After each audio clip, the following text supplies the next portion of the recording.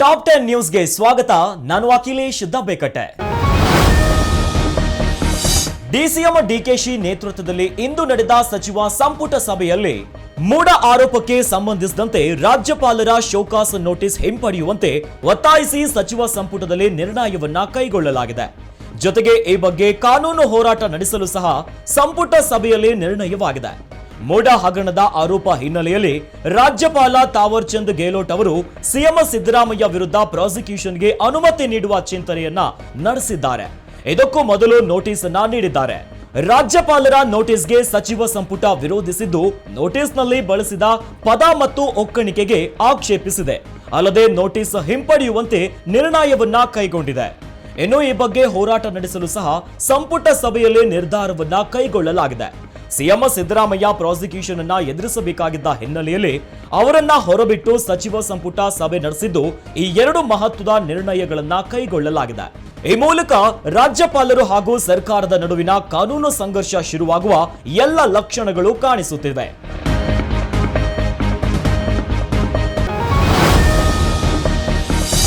BJP ಪಾದಯಾತ್ರೆಗೆ ಬೆಂಬಲ ಕೊಡಲ್ಲ ಅಂದಿದ್ದ ಕೇಂದ್ರ ಸಚಿವ ಎಚ್.ಡಿ. ಕುಮಾರಸ್ವಾಮಿ ಅವರ ಮನವೊಲಿಸುವಲ್ಲಿ ಬಿಜೆಪಿ ವರಿಷ್ಠರು ಯಶಸ್ವಿಯಾಗಿದ್ದಾರೆ.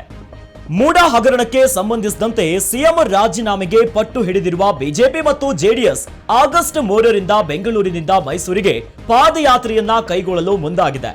ಆದರೆ ಈ ಪಾದಯಾತ್ರೆ ಪೊಲಿಟಿಕ್ಸ್ ನಲ್ಲಿ ಬಿಜೆಪಿ ಮತ್ತು ಜೆಡಿಎಸ್ ಪಕ್ಷಗಳಲ್ಲಿ ಭಿನ್ನಮತ ಉಂಟಾಗಿದ್ದು, ಈ ಪಾದಯಾತ್ರೆಗೆ ಕೇಂದ್ರ ಸಚಿವ ಎಚ್.ಡಿ. ಕುಮಾರಸ್ವಾಮಿ ಮೊದಲು ಒಪ್ಪಿಗೆಯನ್ನ ಸೂಚಿಸಲಿಲ್ಲ.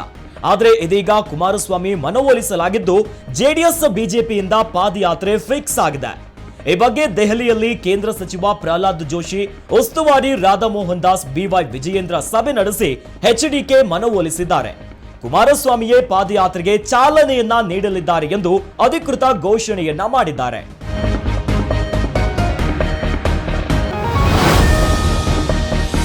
ಬಿಜೆಪಿ ಪಾದಯಾತ್ರೆಗೆ ತಿರುಗೇಟನ್ನ ನೀಡಲಿಕ್ಕೆ ನಾವು ಕೂಡ ಸಿದ್ಧರಾಗಿದ್ದೇವೆ ಎಂದು ಬೆಂಗಳೂರಿನಲ್ಲಿ ಡಿಸಿಎಂ ಡಿಕೆ ಶಿವಕುಮಾರ್ ಹೇಳಿದ್ದಾರೆ. ಬಿಜೆಪಿಯವರು ದ್ವೇಷ ಸಾಧನೆಗೆ ಮೂಢ ವಿವಾದವನ್ನ ಮುನ್ನೆಲೆಗೆ ತಂದಿದ್ದಾರೆ. ಇದು ಅವರ ಸರ್ಕಾರದ ಅವಧಿಯಲ್ಲೇ ನಡೆದಿರುವ ಸೈಟ್ ಹಂಚಿಕೆಯಾಗಿದೆ.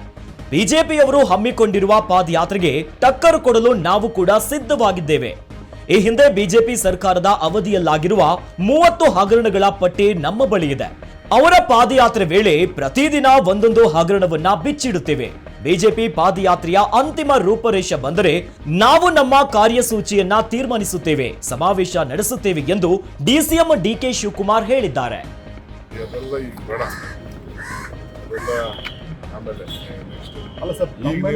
ಪಾದಯಾತ್ರೆ ವಿಚಾರ, ಯಾಕಂದ್ರೆ ನಾವು ಪಾದಯಾತ್ರೆಗೆ ನಾವು ರೆಡಿ ಮಾಡ್ತೀವಿ. ನಮ್ಮ ಪಾದಯಾತ್ರೆ ಕೌಂಟರ್ ಏನಂತ ನಾವು ರೆಡಿ ಮಾಡ್ಕೊಳ್ತಾ ಇದ್ದೀವಿ. 30 ಸ್ಟ್ಯಾಂಡ್ಸ್ಗೆ ಒಂದೊಂದು ದಿನಕ್ಕೆ ನಾವು ಏನು ಮಾಡಬೇಕು ಅಂತ ನಾವು ರೆಡಿ ಮಾಡ್ಕೊಳ್ತಾ ಇದ್ದೀವಿ. ಪಾದಯಾತ್ರೆ ಮಾಡ್ತೀವಿ ನಾವು ಮಾಡಲ್ಲ, ನಾವು ಅದಕ್ಕೆ ಅವ್ರು ಉತ್ತರ ಕೊಡಬೇಕಲ್ಲ. ಅದನ್ನ ಡೀಟೇಲ್ ಪ್ಲಾನ್ ಅವ್ರದ್ದು ಬಂದ್ಬಿಟ್ಟು ಈಚೆಗೆ ಅವ್ರ ಪ್ಲಾನ್ ಆಫ್ ಆಕ್ಷನ್ ಅವರು ಪರ್ಮಿಷನ್ಗೆಲ್ಲ ಕೇಳಿದ್ದಾರೆ. ಅದಕ್ಕೆ ನಾವು ಅದಕ್ಕೆ ಏನೇನು ಬೇಕು ಪ್ರತಿದಿನ ನಾವು ಕೇಳಬೇಕಲ್ಲ. ನೀವು ಇದನ್ನು ಕೇಳ್ತಾ ಇದ್ದೀರಿ, ಇದಕ್ಕೆ ಉತ್ತರ ಕೊಡಿ ಅಂತ ಕೇಳಬೇಕಲ್ಲ. ಅದಕ್ಕೆ ನಮ್ಮದು ಪ್ಲಾನ್ ಆಫ್ ಆಕ್ಷನ್ ಇದೆ. ಸೊ ಅವ್ರದ್ದು ಅನೌನ್ಸ್ ಮಾಡಲಿ, ಆಮೇಲೆ ನಮ್ದು ಅನೌನ್ಸ್ ಮಾಡಿ.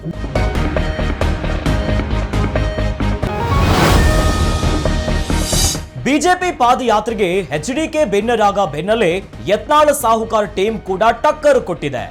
ಇಂದು ಕುಮಾರ್ ಬಂಗಾರಪ್ಪ ನಿವಾಸದಲ್ಲಿ ಶಾಸಕ ಬಸನಗೌಡ ಪಾಟೀಲ್ ಯತ್ನಾಳ್, ರಮೇಶ್ ಜಾರಕಿಹೊಳಿ ಹಾಗೂ ಮಾಜಿ ಸಂಸದ ಪ್ರತಾಪ ಸಿಂಹ ಸಭೆ ನಡೆಸಿರುವುದು ರಾಜ್ಯ ರಾಜಕೀಯದಲ್ಲಿ ಹೊಸ ಚರ್ಚೆಗೆ ಕಾರಣವಾಗಿದೆ. ಈ ಬಾರಿ ಲೋಕಸಭೆ ಟಿಕೆಟ್ ಸಿಗದೆ ಒಳಗೊಳಗೆ ಕುದಿಯುತ್ತಿರುವ ಪ್ರತಾಪ ಸಿಂಹ ಯತ್ನಾಳ್ ಟೀಮ್ ಜೊತೆ ಕಾಣಿಸಿಕೊಂಡಿರುವುದು ಕುತೂಹಲಕ್ಕೆ ಕಾರಣವಾಗಿದೆ. ಜೊತೆಗೆ ಬಿಜೆಪಿ ಅತೃಪ್ತರ ಟೀಮ್ ಫುಲ್ ಆಕ್ಟಿವ್ ಆಗಿರೋದು ರಾಜ್ಯ ಬಿಜೆಪಿಗೆ ಹೊಸ ತಲೆನೋವಾಗಿದೆ. ಸೀಕ್ರೆಟ್ ಮೀಟಿಂಗ್ ಬಳಿಕ ಮಾತನಾಡಿದ ಬಿಜೆಪಿ ರೆಬಲ್ ನಾಯಕರು, ಪ್ರತ್ಯೇಕ ಪಾದಯಾತ್ರೆ ಬಗ್ಗೆ ಮಾತುಕತೆಯನ್ನ ಮಾಡಿದ್ದೇವೆ. ಪ್ರತ್ಯೇಕ ಪಾದಯಾತ್ರೆಗೆ ವರಿಷ್ಠರ ಅನುಮತಿ ಕೇಳಿದ್ದೇವೆ. ಹೈಕಮಾಂಡ್ ಅನುಮತಿ ಕೊಟ್ಟರೆ ಪಾದಯಾತ್ರೆ ನಿಶ್ಚಿತ ಎಂದಿದ್ದಾರೆ. ನಾವು ಪಕ್ಷದ ಕಟ್ಟಾಳುಗಳು, ವರಿಷ್ಠರ ಮಾತು ಮೀರಲ್ಲ. ಏನೇ ಇದ್ದರೂ ಪಕ್ಷದ ತೀರ್ಮಾನವೇ ಅಂತಿಮ. ಹೈಕಮಾಂಡ್ ನಿರ್ದೇಶನದಂತೆ ನಡೆಯುತ್ತೇವೆ ಎಂದು ಬಿಜೆಪಿ ರೆಬಲ್ ನಾಯಕರು ಹೇಳಿದ್ದಾರೆ. ಪಾದಯಾತ್ರೆ ಇಲ್ಲ ಪರ್ಮಿಷನ್ ಏನು ರಮೇಶ್ ಜಾರಕಿಹೊಳಿ ಬಂದ ಮ್ಯಾಗ ಮಾಡ್ತೀವಿ. ನೋಡೋಣ ಹೈಕಮಾಂಡ್ ಪಾದಯಾತ್ರೆಗೆ ಪರ್ಮಿಷನ್ ಕೇಳಿದ್ರು ಸರ್. ಹೈಕಮಾಂಡ್ ಪ್ರಮುಖ ಇದೆ, ಅವ್ರು ಕೊಟ್ಟ ನಂತರ ಮುಂದೆ ತೀರ್ಮಾನ ಮಾಡ್ತೀವಿ. Okay sir, Kumar Bangarappa sir ಇವತ್ತು ತಮ್ಮ ನಿಮ್ಮ ನಿವಾಸದಲ್ಲೇ ಒಂದು, meeting ಆ, ಆಗಿದೆ. meeting ಆಗಿದೆ. ಅವ್ರಿಗೆ ಹೇಳಿದ್ದಾರೆ ಮತ್ತೇನು ಅಲ್ಲ ಅಂದ್ರೆ ಈಗ ಪ್ರತ್ಯೇಕವಾಗಿ ಪಾದಯಾತ್ರೆ ಮಾತ್ರ ಹೈಕಮಾಂಡ್ ನಾಯಕರು ಪರ್ಮಿಷನ್ ಕೊಡ್ತಾರೆ. ವಾಲ್ಮೀಕಿ ವಿಚಾರಕ್ಕೆ ಸಂಬಂಧಪಟ್ಟಂಗೆ ಮೂಡ ವಿಚಾರಕ್ಕಲ್ಲ ಅಂತ. ಏನೇ ಮಾಡಿದ್ರು ಕೂಡ ಫಾಲೋ ದ ಪಾರ್ಟಿ ಹೈಕಮಾಂಡ್ ಇಂದ ಬರ್ತಕ್ಕಂಥ ಆದೇಶನ ನಾವು follow ಮಾಡ್ತೀವಿ. ನಾವೆಲ್ಲ ಪಕ್ಷದ ಕಾಳುಗಳು ವಿಲ್ ನಾಟ್ ಗೋ ಬಿಯಾಂಡ್.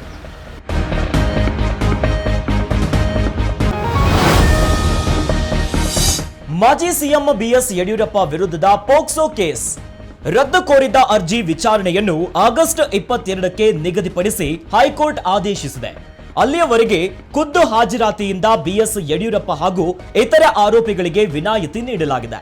ಜೊತೆಗೆ ಯಡಿಯೂರಪ್ಪರನ್ನ ಬಂಧಿಸದಂತೆ ನೀಡಿದ ಆದೇಶವನ್ನ ವಿಸ್ತರಣೆ ಮಾಡಿ ಹೈಕೋರ್ಟ್ ಏಕಸದಸ್ಯ ಪೀಠದಿಂದ ಮಧ್ಯಂತರ ಆದೇಶವನ್ನ ಹೊರಡಿಸಲಾಗಿದ್ದು ಮಾಜಿ ಸಿಎಂ ಬಿಎಸ್ವೈಗೆ ಬಿಗ್ ರಿಲೀಫ್ ಸಿಕ್ಕಿದೆ. ಇನ್ನು ಕೆಆರ್ ನಗರದ ಮಹಿಳೆ ಅಪಹರಣ ಪ್ರಕರಣದಲ್ಲಿ ಶಾಸಕ ಎಚ್.ಡಿ. ರೇವಣ್ಣ ಜಾಮೀನು ರದ್ದು ಕೋರಿದ ಅರ್ಜಿ ವಿಚಾರಣೆ ಪೂರ್ಣಗೊಂಡಿದ್ದು ಹೈಕೋರ್ಟ್ ಆದೇಶವನ್ನ ಕಾಯ್ದಿರಿಸಿದೆ. ಕೆಆರ್ ನಗರದ ಮಹಿಳೆ ಅಪಹರಣ ಪ್ರಕರಣ ರದ್ದು ಕೋರಿದ್ದ ಎಚ್.ಡಿ. ರೇವಣ್ಣ ಅರ್ಜಿಯನ್ನ ಇತ್ತೀಚೆಗೆ ಮುಂದೂಡಲಾಗಿತ್ತು. ಕೆಆರ್ ನಗರ ಮಹಿಳೆ ಕಿಡ್ನಾಪ್ ಕೇಸ್ನಲ್ಲಿ ರೇವಣ್ಣಗೆ ಜೈಲು ಶಿಕ್ಷೆಯಾಗಿತ್ತು. ಕಿಡ್ನಾಪ್ ಸಂತ್ರಸ್ತೆಯ ದೂರಿನ ಮೇಲೆ ರೇವಣ್ಣ ವಿರುದ್ಧ ಕೇಸ್ ದಾಖಲಾಗಿತ್ತು. ಇನ್ನು 10 ದಿನ ಜೈಲು ಅನುಭವಿಸಿ ಹೊರಬಂದಿದ್ರು.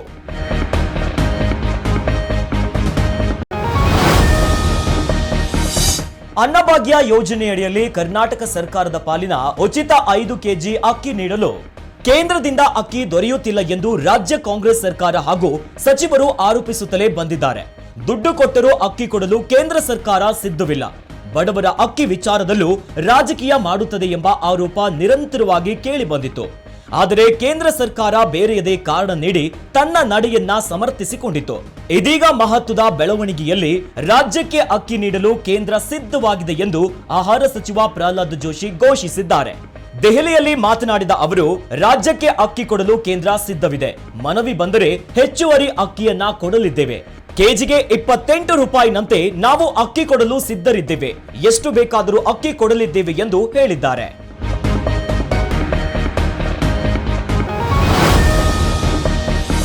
ಕೇರಳದ ವಾಯ್ನಾಡಿನಲ್ಲಿ ಸಂಭವಿಸಿರುವ ಘೋರ ಭೂಕುಸಿತದಲ್ಲಿ ಮೃತಪಟ್ಟವರ ಸಂಖ್ಯೆ 275ಕ್ಕೆ ಏರಿಕೆಯಾಗಿದೆ ಮತ್ತು 240 ಮಂದಿ ನಾಪತ್ತೆಯಾಗಿರುವ ಕುರಿತು ವರದಿಯಾಗಿದೆ. ಭೀಕರ ಭೂಕುಸಿತದಲ್ಲಿ ನೂರಾರು ಜನ ಗಾಯಗೊಂಡಿದ್ದು ಸಾವಿರಾರು ಜನರನ್ನ ಬೇರೆಡೆ ಸ್ಥಳಾಂತರಿಸಲಾಗಿದೆ.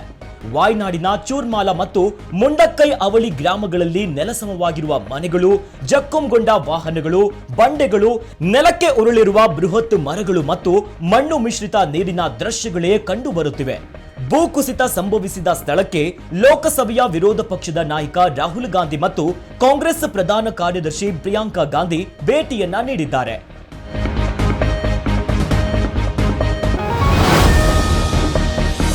ಕೇರಳದ ಭೀಕರ ಭೂಕುಸಿತದ ಬೆನ್ನಲ್ಲೇ ಹಿಮಾಚಲ ಪ್ರದೇಶದ ಕುಲು, ಶಿಮ್ಲಾ ಮತ್ತು ಮಂಡಿ ಜಿಲ್ಲೆಗಳಲ್ಲಿ ಸಂಭವಿಸಿದ ಬಹು ಮೇಘಸ್ಫೋಟದಿಂದ ಸುಮಾರು 50 ಮಂದಿ ನಾಪತ್ತೆಯಾಗಿದ್ದಾರೆ ಮತ್ತು 2 ಮೃತಪಟ್ಟಿದ್ದಾರೆ ಎಂದು ವರದಿಯಾಗಿದೆ. ದುರಂತದಲ್ಲಿ ಮನಾಲಿ ಪ್ರದೇಶ ದೇಶದ ಇತರ ಭಾಗಗಳಿಂದ ಸಂಪರ್ಕವನ್ನ ಕಡಿತಗೊಳಿಸಿದೆ. ರಾಜ್ಯ ಸರ್ಕಾರವು ಸೇನೆ ಮತ್ತು ವಾಯುಪಡೆಯನ್ನ ಸನ್ನದ್ಧ ಸ್ಥಿತಿಯಲ್ಲಿರಲು ವಿನಂತಿಯನ್ನ ಮಾಡಿಕೊಂಡಿದೆ.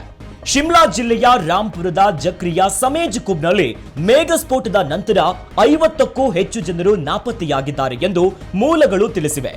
ರಾಜ್ಯದ ಮಂಡಿ ಜಿಲ್ಲೆಯ ಟಕ್ಕನ್ ತಾಲೂಕೋಟೆ ಗ್ರಾಮದಲ್ಲಿ ರಾಜುಬಾನ್ ಹಳ್ಳಿಯಲ್ಲಿ ಮೇಘಸ್ಫೋಟ ಸಂಭವಿಸಿದೆ ಎಂದು ವರದಿಯಾಗಿದೆ.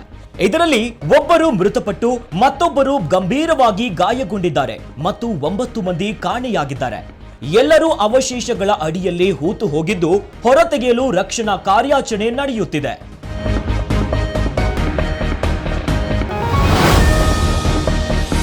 ದೇಶವನ್ನು ಚಕ್ರವ್ಯೂಹದಲ್ಲಿ ಸಿಲುಕಿಸಲಾಗಿದೆ ಎಂದು ಸಂಸತ್ನಲ್ಲಿ ರಾಹುಲ್ ಗಾಂಧಿ ಮಾಡಿದ್ದ ಭಾಷಣದ ಬಗ್ಗೆ ಸಂಸದೆ ಕಂಗನಾ ವಿವಾದಾತ್ಮಕ ಹೇಳಿಕೆಯನ್ನ ನೀಡಿದ್ದಾರೆ.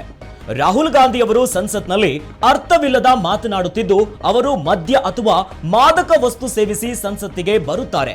ಅವರನ್ನ ತಪಾಸಣೆಗೆ ಒಳಪಡಿಸಬೇಕೆಂದು ಕಂಗನಾ ರಣಾವತ್ ಕಿಡಿಕಾರಿದ್ದಾರೆ. ರಾಹುಲ್ ಗಾಂಧಿಗೆ ಪ್ರಜಾಪ್ರಭುತ್ವದ ವ್ಯವಸ್ಥೆಯ ಮೇಲೆ ಗೌರವ ಇಲ್ಲ. ಅವರಿಗೆ ನೀತಿ ನಿಯಮಗಳ ಅರಿವಿಲ್ಲ. ಲೋಕಸಭೆಯಲ್ಲಿ ತಮ್ಮನ್ನ ತಾವು ಈಶ್ವರ ದೇಶದವರು ಎಂತಲೂ ಬಿಜೆಪಿಯವರು ಚಕ್ರವ್ಯೂಹ ರಚಿಸಿದ್ದಾರೆ ಎಂದರೆ ಆತನನ್ನ ಮಾದಕ ದ್ರವ್ಯ ಸೇವನೆ ಪರೀಕ್ಷೆಗೆ ಒಳಪಡಿಸಬೇಕು ಎಂದೆನಿಸುವುದಿಲ್ಲವೇ?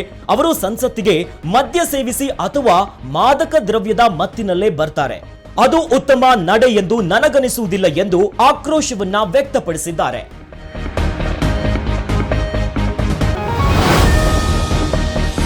ಪ್ಯಾರಿಸ್ ಒಲಿಂಪಿಕ್ಸ್ನ ಪುರುಷರ 50 ಮೀಟರ್ ರೈಫಲ್ 3 ಪೊಸಿಷನ್ ಸುತ್ತಿನಲ್ಲಿ ಸ್ವಪ್ನಿಲ್ ಕುಸಾಲೆ ಕಂಚಿನ ಪದಕವನ್ನ ಗೆದ್ದಿದ್ದಾರೆ. 8 ಮಂದಿ ಒಳಗೊಂಡಿದ್ದ ಫೈನಲ್ ಸುತ್ತಿನಲ್ಲಿ ಒಟ್ಟು 451.4 ಅಂಕಗಳನ್ನ ಕಲೆ ಹಾಕುವ ಮೂಲಕ ಭಾರತೀಯ ಶೂಟರ್ ಸ್ವಪ್ನಿಲ್ 3ನೇ ಸ್ಥಾನವನ್ನ ಪಡೆದಿದ್ದಾರೆ. ಈ ಮೂಲಕ ಭಾರತಕ್ಕೆ 3ನೇ ಕಂಚಿನ ಪದಕವನ್ನ ಗೆದ್ದು ಕೊಡುವಲ್ಲಿ ಯಶಸ್ವಿಯಾಗಿದ್ದಾರೆ. ಚೆಕ್ ರಿಪಬ್ಲಿಕ್ನ ಶೂಟರ್ ಜೆರಿ ಅವರನ್ನ ಹಿಂದಿಕ್ಕಿ ಸ್ವಪ್ನಿಲ್ ಕುಸಾಲೆ 3ನೇ ಸ್ಥಾನಕ್ಕೇರಿದರು. ಇದರೊಂದಿಗೆ ಪ್ಯಾರಿಸ್ ಒಲಿಂಪಿಕ್ಸ್ನಲ್ಲಿ ಭಾರತದ ಪದಕಗಳ ಸಂಖ್ಯೆ 3ಕ್ಕೇರಿದೆ. ಇದಕ್ಕೂ ಮುನ್ನ 10 ಮೀಟರ್ ಏರ್ ಪಿಸ್ತೂಲ್ ಸ್ಪರ್ಧೆಯಲ್ಲಿ ಮಹಿಳಾ ಶೂಟರ್ ಮನು ಬಾಕರ್ ಭಾರತಕ್ಕೆ ಮೊದಲ ಕಂಚಿನ ಪದಕವನ್ನ ಗೆದ್ದು ಕೊಟ್ಟಿದ್ರು. ಆ ಬಳಿಕ ಸರ್ಬ್ಜೋತ್ ಸಿಂಗ್ ಜೊತೆಗೂಡಿ ಮಿಶ್ರಾ 10 ಮೀಟರ್ ಏರ್ ಪಿಸ್ತೂಲ್ನಲ್ಲಿ ಮನು ಬಾಕರ್ ಕಂಚಿನ ಪದಕವನ್ನ ಗೆದ್ದಿದ್ರು.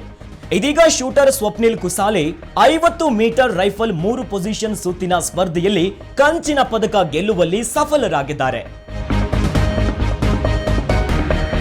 ಇವಿಷ್ಟು ಈ ಹೊತ್ತಿನ ಟಾಪ್ 10 ನ್ಯೂಸ್. ಇನ್ನಷ್ಟು ಸುದ್ದಿಗಳಿಗಾಗಿ ನೋಡ್ತಾ ಇರಿ ಗ್ಯಾರಂಟಿ ನ್ಯೂಸ್. ಸುದ್ದಿ ಖಚಿತ, ನ್ಯಾಯ ನಿಶ್ಚಿತ.